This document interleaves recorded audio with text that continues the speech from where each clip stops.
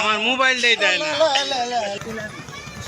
High বন্ধুরা, আজকে আমরা চলে আসলাম মাওয়া ঘাটে ইলিশ খাওয়ার জন্য,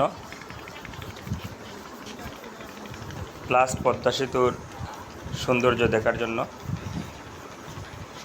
এই হোটেল থেকে বসে ইলিশ খাওয়া যায় এবং পদ্মা সেতুর সৌন্দর্য দেখা যায়। আমরা 10 জন আসছি।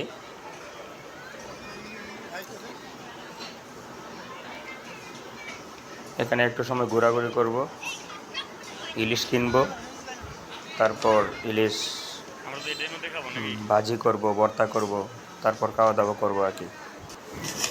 আমরা 3টা ইলিশ নিয়ে নিলাম।